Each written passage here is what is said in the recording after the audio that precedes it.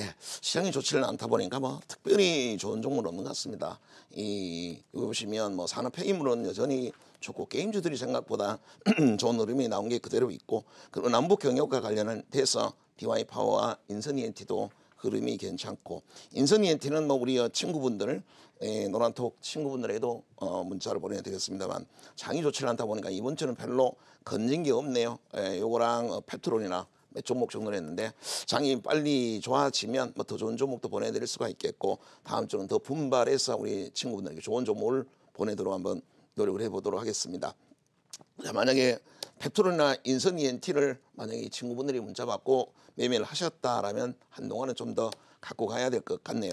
자, 새로운 종목이 있습니다만 특별히 뭐 시장의 하단 종목군들은 아닙니다. 약간은 지금은 대안주 성격으로 장이 불안하니까 이 조금 민감하게 움직이는 종목군들을 조금 피해서 뭐 이런 종목 정도로 안전한 종목으로 좀 매매해 볼 필요가 있지 않나. 근데 또 막상 장이 살아나게 되면 또 이런 거 하라고 해도 안 하실 겁니다. 전기 찰라 그러고 수소 찰라 그러고 또 바이오 종목 하려고 이렇게 하죠. 자, 그러나 일단 뭐 지금이라도 이 종목들밖에는 없으니까 자, 한번 보도록 하겠습니다. 자, 코인텍은 뭐 최고의 스타 종목이죠. 최근에 신고가 깨는 종목이 뭐 SBI나 코인텍이나 힐라코리아 정도밖에는 없고 거의 전멸했죠. 신고가 종목이 아예 탄생을 하지 않습니다. 그만큼 지금 장은 최악의 장이죠. 10월 달부터 급락을 했고 11월을 겨우 멈춰려 했는데 12월 들어 다시 또 하락세로 돌아섰고 20선 추세까지 꺾였기 때문에 여러분들 아마 이 방송 보신 시청자 여러분 굉장히 괴로운 상황입니다. 이게 계속 오랫동안 이어지고 있으니까 이 보시면 상승 하락이 반복하는 박스권 오히려 견디는데 하락 구간이 너무 길어지고 있고, 이것이 국내 문제 때문이 아니라 전부 외부 변수, 어떻게 보면 이 우리나라 주가의 급락의 절반은 트럼프 대통령이 그런 것 같아요. 이런 외부적인 요인에 의해서 우리나라 장이 이렇게 망가지니까 너무 괴로운 상황이죠. 주식시장을 해야 될지 말아야 될지 고민스러운 부분도 있습니다만 이거는 모든 사람에게 똑같이 해당되는 거죠. 같이 괴로운 겁니다. 너무 힘들어하지 마시고 시간이 지나면 또 다시 해결이 될 부분이 있죠. 이 연말은 조금 힘들 수 있어도 1월 랠리, 지금까지 지난 십수년들을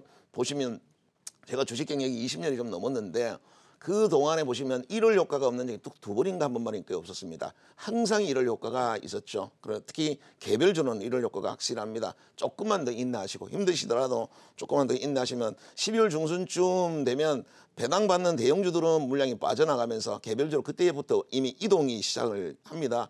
그부터 1월 달에 랠리가 오지요. 그래서 이제 사실 기다려야 되는 것은 한 1주 정도, 한 주 정도만 더 기다리면 슬슬 개별주들이 조금 움직이게 될 겁니다. 그래서 그런 쪽으로 가시고, 최대주주 보호의 물량, 세금 때문에 규제가 좀 강화가 된 부분이 있습니다만 그 부분도 뭐 바이오나 이런 종목들은 그렇게 대주주들이 많지가 않기 때문에 뭐 그런 거는 아주 연말쯤 다가가면, 지금은 최근에 일부러 바이오 종목을 좀 뺐습니다만 아마 다다음 주 정도가 되면 여러분한테 1월 효과를 노리고 정책 수혜주들 그리고 바이오 종목들은 아마 이 시간에 제가 많이 소개하리라고 생각합니다. 자, 지금 일단 코인텍 하나 잡았으니 이거 갖고 승부를 내야 되겠죠. 끝까지 이익을 좀 극대화하셔야 되겠고, 최근에 기관들의 매도가 조금 나오고 있습니다만 다행히 외국인들이 오히려 더 공격적으로 물량을 받고 있네요. 외국인까지 만약에 매도로 전환하면, 지금 외국인 사는 장이 아닌데도 불구하고 코인텍은 외국인들이 열심히 사모으고 있다는 걸 꼭 기억을 하시고, 이제 탈원전으로 인해서 전기료 인상은 여당 안에서도 전기료 인상 얘기가 나오고 한전 자체적으로도 전기료 인상의 필요성에 대해서 얘기를 하고 있습니다. 전기료 인상이 됐을 때 제일 주목해야 될 종목들이 바로 코인텍이니 YN텍, 제시케미칼 같은 이런 대체에너지 관련한 종목이 되겠죠. 그래서 코인텍은 자, 지금 이번에 약간 고점이 좀 나오기는 했습니다만 여기서 한번 들락날락 해주면 되겠죠. 한 차례 잘랐다가 21선에 대반등 될 때 다시 한번 들어가는 식으로 해야 되겠죠. 아무리 종목이라도 좋은 종목이라도 제가 여러분한테 이익 극대화 한다고 어느 분들은 무조건 가져가, 이거는 아닌 것이죠. 이 극대화라는 것은 종가 기준으로 했을 때 주식을 갖고 있으면 되는 겁니다. 아침에 봐서 미국 증시가 급등을 했어요. 우리 시장이 아침부터 크게 급등을 합니다. 그러면 외국인간들은 바로 매도를 치죠. 그래서 미국장이 급등한 날 치고 우리나라에 음봉이 안 나오는 날이 없습니다. 시초가를 못 지키죠. 그러면 어떻게 해요? 미국장이 급등을 했는데 봤더니 내가 갖고 있는 종목이 아침에 한 2, 3% 떴어. 그런데 외국인 기관들이 매도가 나와. 어떻게 해야 됩니까? 팔아야죠. 팔고는요, 다시 장중이나 혹은 종가에 사서 가져가면 계속 홀드하고 있는 것이죠. 이거를 보시면 한 번 사면 무조건 갖고 가야 된다가 아니라 한 번 샀다가 중간에 던지고 다시 잡으면 되는 건데 뭐 간단한 건데 그걸 어렵게 생각하십니다. 세금이요. 거래세 0.3%가 큰가요? 하루에 한 3% 4% 예? 주식수가 줄어드는 게 더 큰가요? 그게 훨씬 더 크죠. 그렇게 하시면 코인텍도 지금 기관들이 매도가 나오면서 수세가 약간 이탈을 했으니까 한 차례 네, 다시 좀 잘랐다가 다시 한번 네, 돌파하면 또 들어가면 될 것이고 자 YN텍도 이번에 금요일 날은 다 똑같이 코인텍이 조정을 받으니까 YN텍 일단 매물이 이쪽에 나왔으니 그렇죠. 다음 주에 다시 5일선 회복하는 모습을 아마 YN텍도 네, 보시게 될 거고 그대로 보유하시면 되겠고 자 NC소프트도 생각보다는 상당히 강하죠. 이들 종목들은 지난 3년 동안에 엄청난 실적이 나왔던 종목이라고 말씀을 드렸고 3년 전에 2,300억의 영업이익을 냈고 그 다음에 3,300억 예? 그리고 작년 같은 경우는 5,800억의 영업이익을 냈습니다. 지금 3분기 만에 작년에 영업이익을 넘었으니까 엄청난 실적을 내고 있죠. 그 주가가 그냥 날아가는 것은 네, 아니다. 코인텍도 그렇죠. 코인텍도 그냥 날아가는 건 아니고 지난 3년 동안 영업이 꾸준하게 성장을 했기 때문에 그렇죠. 예, 최근에 남북경협주들이 움직이면서 이제 슬슬 네, 인프라 투자와 관계되는 이 굴삭기 관련한 종목군들도 신성 TC와 DI파도 조금 모양이 나오는데 아직까지 추세를 완전히 돌린 건 아니어서 어떤 분들은 싸게 사는 분들 입장에서는 좋을 수도 있을 것 같습니다.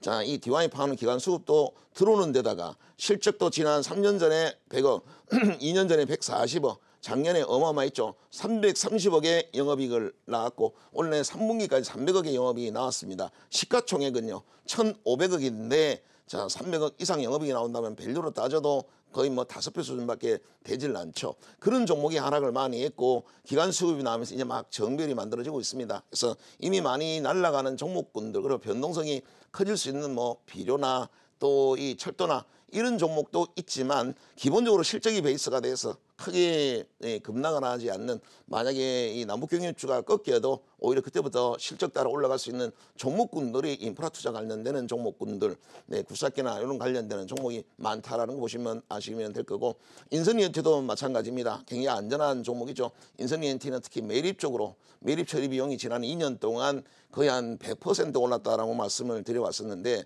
매립 관련해서는 강양과 사천 쪽의 매립장이 내년에 이 재가동 그리고 신규 가동이 됩니다. 그러다 보니까 인선이엔티가 가장 내년에 주목해야 될 산업 폐기물 업체가 되겠죠. 그리고 만약에 정말 북한의 인프라 투자가 확대가 된다면 늘 먼저 생각하는 게 철거입니다. 우리나라에서 건설 이 철거와 매립 이쪽에 단연 독보적인 1위가 인선이엔티입니다. 그래서 만약에 북한도 새로운 인프라를 짓기 전에 투자를 하기 전엔 철거를 해야죠. 그리고 새로운 건물을 지을 때도 비계구조물이라고 건물을 짓기 위해서 옆에 대는 구조물들이 있습니다. 그 비계구조물 철거, 이건 철거가 원래 전문이니까 철거를 해야 되는 상황이죠. 그래서 남북경협주가 본격적으로 만약에 된다면 지금 정말 뭐가 돼서 올라가는 건 아니죠. 심리적으로 올라가는 부분입니다. 그래서 된다면 인선이엔티도 남북경협주 중에서 최고의 종목 앞서 동아 지질도 인선이엔티도 오히려 이거를 남북경협주로 묶어서 보는 분들이 적은데 오히려 정말 수혜의 종목은 의외로 이런 종목들이 될 가능성이 있습니다. 그리고 대부분의 종목들 남북경협주라고 해서 포장을 해서 카페 이런 데서 막 추천하면 올라가는데 대부분 잡주가 많죠. 정말 좋은 종목들을 하는 게 뭐 현대로템이나 이런 종목을 대ITI 이런 종목을 하는 게 더 맞고 인선이엔티나 동아질이나 돈을 잘 버는 종목을 실적주 관점에서 접근해서 남북경협주 이슈로 올라가면 그건 덤으로 생각하는 게 오히려 더 마음이 편할 겁니다. 자, AK홀딩스가 이제 바닥권에 정별이 만들어지고 있습니다. 자, 애경유아 의 모기업인데 홀딩스를 한다면 그만큼 할 종목이 없다라는 것이 되겠죠. 지주사를 해야 되는 상황입니다.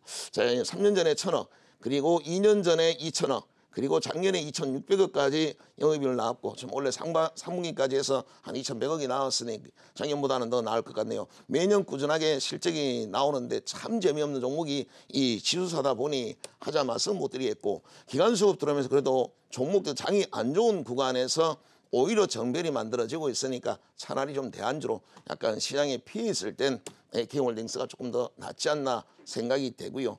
NHN에터는 수급이 아직 마음에 들질 않습니다. 외국인은 정말 좋죠. 외국인들은 NHN에터의 어떤 게임 캐릭터의 개발 가치에 높이 평가를 합니다. 그래서 외국인들은 NHN에터에 대해서 확실하게 이 리베이트를 느끼고 있는데 문제는 기관들이죠.